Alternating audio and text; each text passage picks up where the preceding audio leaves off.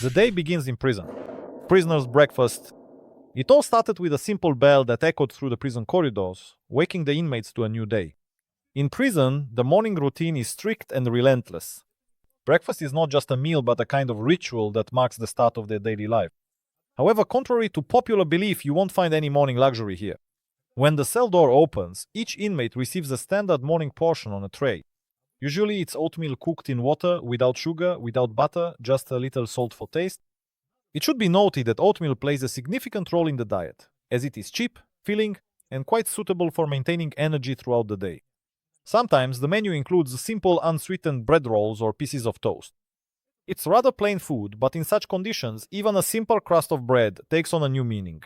On rare occasions, a bit of jam or butter may be added to the oatmeal, but this is not always available. Inmates with slightly more financial means in their accounts can afford to diversify their diet by purchasing canned fruits and vegetables from the prison store.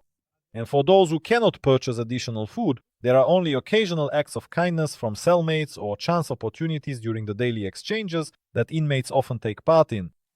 For most, breakfast, though so limited, becomes a kind of predictable anchor in their otherwise irregular lives.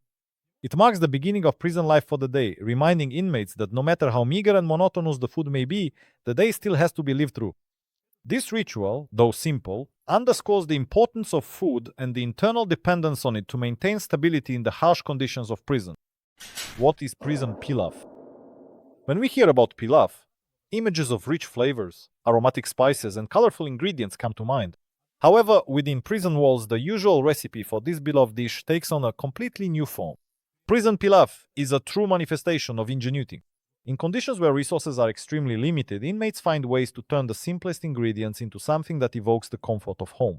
Forgetting about saffron and lean cuts of meat, they turn to canned foods, instant noodles, and low-fat stewed meat, which they manage to get from prison stores or by trading with cellmates. To make prison pilaf, the most important ingredient is ingenuity.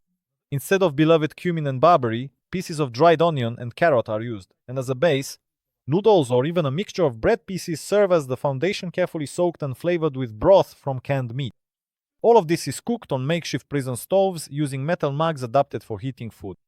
It is precisely because of this adaptability and the desire to preserve a sense of normalcy in harsh conditions that this humble pilaf has become one of the most popular dishes among inmates. Cooking pilaf is more than just the act of preparing food. It is a process that can bring a small group together, help maintain morale, and serve as a reminder of life beyond the walls. The final touch, adding whatever spices or canned vegetables are available to this improvised, pilaf turns the simplest meal into a moment of pleasure and a triumph over circumstances. In the end, prison pilaf symbolizes unexpected creativity and resilience, the ability to create something meaningful from the most modest ingredients at hand. Unusual ingredients in prison cooking. Delving into the secrets of prison cuisine, we encounter surprising discoveries that make us reconsider our ideas about culinary preferences behind bars. The first thing that comes to mind is that there are no croissants or oysters in prison kitchens. But in reality, many of its dishes are surprisingly original thanks to the use of the simplest and most accessible ingredients. Without access to freshwater fish or exotic fruits, inmates find ways to make tasty dishes from the most ordinary things. Packets of instant noodles are often stocked up in stacks, which can be eaten as is or used as a base for more complex recipes. Ordinary canned beans or peas can be turned into a hearty soup or stew, and dried vegetables add flavor to every edible masterpiece. At first glance, plain flour or rice may not seem remarkable, but in the skilled hands of inmates, they become the foundation for breadsticks, flatbreads, and even improvised desserts. Instant mashed potato mixes are also put to use. With a creative approach, they can be used to thicken dishes or to create dough sculptures reminiscent of well-known meals. One of the main secrets to the success of prison cooking is the ability to make something out of nothing. For example, sunflower seeds or peanuts can become the base for peanut butter simply by grinding them up with a bit of vegetable oil and salt. Even packets of sugar or salt, which are not always available, can be traded or borrowed in exchange for other resources. Most likely, it is precisely because of their inventiveness and ability to adapt to circumstances that every inmate turns the prison kitchen into a laboratory of experimental flavors. Side dishes made from canned goods, created for communal evenings, dried foods, and even sweets that showcase creative potential, will shatter stereotypes about bland prison food. Thus, every dish is a challenge to the circumstances, demonstrating how harmony and flavor balance can be found even in the most unfavorable conditions. The role of exchanges and bartering in inmates' diets. When it comes to maintaining a slightly more varied diet within the prison walls, the official menu is far from being the final authority. It is here, in the endless corridors and cells, that a culture of exchange thrives, where every nightstand, every storage slot becomes a real marketplace. Inmates have learned to make the most of the resources available to them and to extract value from them. As in any tribal economy, barter serves not only as a tool for survival, but also as a kind of social glue, strengthening the bonds between those behind bars. At first glance, it may seem difficult to create something significant from ordinary things, but inmates have learned how to exchange simple goods in such a way, making their diet richer and more varied. A typical day might start with a deal where a packet of instant noodles is traded for canned beans. When someone comes across a can of food they don't eat, they give it to someone else in exchange for precious grams of coffee, which is valued like currency. The simplest products, such as sugar, salt, or vegetable oil, can acquire special significance, determining the flavor of dishes and even social status within the closed world of prisoners. Another important aspect of nutrition is that what is unnecessary for one person can become a delicacy for another. Leftover pieces of bread can become a rarity if they are prepared in a special way. In the prison environment, such exchanges make it possible to prepare not only standard dishes, but also true culinary masterpieces by prison standards, quite impressive ones. Methods of bribery and obtaining food favors define friendships and create a community based on decency, even if it is behind barbed wire. Prisoners become cooks not by choice, but out of necessity, skillfully combining ingredients and relying on a genuine sense of mutual assistance where every item finds its place. This is not just food, these are survival strategies and an important mechanism of protection against harsh reality.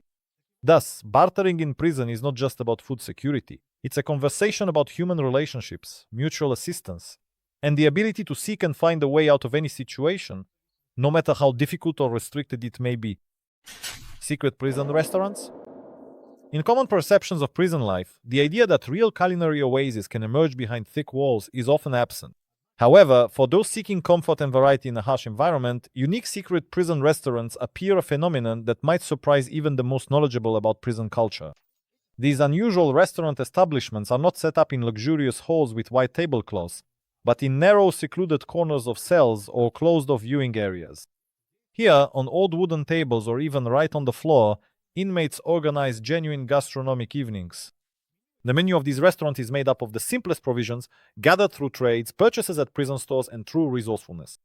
The secrets of these culinary delights are kept hidden from the guards, and getting into such a restaurant is a kind of privilege that must be earned. In the background, papers rustle as secret ingredient lists are passed from hand to hand, which might include humble canned goods, hearty bean soups, or even homemade desserts made from milk powder and sweet rolls. And although at first glance all this may seem like a joke, for many inmates such culinary evenings become an important way to maintain psychological balance. It's a chance, if only for a moment, to escape the surrounding darkness and, by tasting simple dishes, remember the world beyond the bars. Kitchen interactions in prison turn into real culinary experiments where, despite the scarcity of ingredients, something reminiscent of home comfort is created. Among the most important dining traditions is the tasting of dishes. The inmates find time to kindly discuss the flavors of the prepared delicacies, to encourage the talents of the improvised cooks, and to find their share of comfort in harsh realities. Each evening at such a table is a vivid testament to the resilience and vitality of the spirit of people condemned to difficult life circumstances. Secret prison restaurants become a living example of human ingenuity and the impossible art of survival through food. Festive feasts are special days in the prison kitchen. In the grey and monotonous routine of prison life, special moments such as holidays take on particular significance for the inmates. These days become not only an opportunity for a temporary escape from routine, but also a chance to treat themselves and their fellow inmates to something different from the everyday menu. Festive feasts in prison are the result of weeks and sometimes even months of preparation, which in itself is an important social activity. Prisoners collect and exchange food in advance so that on the day of the celebration they have the opportunity to prepare something special. It is often on these days that you can see on improvised tables foods that are extremely rare at other times. At festive meals, various salads made from canned vegetables and long-lasting products often take center stage. Such salads are often dressed not with traditional sauces but with improvised ingredients to give them a homemade flavor. A simple recipe becomes special thanks to the shared, diligent effort and the hidden joy of preparing it together. Meat dishes at such celebrations are usually made from canned meat or fish, which are skillfully seasoned and baked. Sometimes it is possible to prepare more elaborate dishes from ingredients purchased with special care at prison stores. The pride of any celebration is the baked good sweets made by hand from low-fat flour or powdered milk, decorated with jam or a substitute for icing. Any variety on the festive table is highly valued, made possible by a tendency toward experimentation and a deep understanding of gastronomy among the inmates. Memories of family celebrations and traditions inspire everyone to try to create their own little miracle, even in such limited conditions. Many chefs would envy such quick and concise improvisation. Inmates cut off from the outside world not only savor these moments but also share stories, strengthen their spirit, and demonstrate incredible skills of adaptation and mutual support. Feasts organized in honor of important events or holidays remind them of the importance of inner peace and human connections, even in the harshest circumstances. It is precisely thanks to these small moments, radiating human warmth, that inmates find the strength to keep fighting, supporting each other in the most important acts of their lives. Festive feasts become a reminder that even in prison, there is still a place and time for unity and genuine joy shared with their comrades. Survival methods. Food as the key to success. Within the harsh walls of prison, food becomes more than just a means to satisfy hunger. It turns into a strategically important survival tool, playing a simple yet central role in maintaining not only the physical but also the psycho-emotional state of the inmates. In conditions of close confinement, stress, and deprivation that inmates face daily, food takes on a multidimensional significance. It is not just a set of calories or nutrients, but rather an anchor tied to something greater than the food itself. It is a memory of home, a source of comfort, and a reason to connect with others. With limited resources, inmates are forced to find creative approaches to simple dishes, turning daily meals into a ritual on which their emotional balance depends. As a result, food becomes a kind of equivalent to control over one's own existence in an environment where much is dictated by external rules. The ability to eat properly under these conditions becomes a true key to success. This means not only providing the body with essential vitamins and minerals, but also being able to listen to one's own needs in circumstances where options are extremely limited. For many behind bars, creating a balanced diet is a combination of using available foods and constantly seeking opportunities to trade with fellow inmates. For some, cooking food according to their own recipe, which reminds them of family meals, becomes not just a habit but a form of emotional therapy. In the process of cooking, food loses its status as a mundane activity and becomes a kind of meditation, allowing one to immerse themselves and forget about their surroundings, even if only for a short time.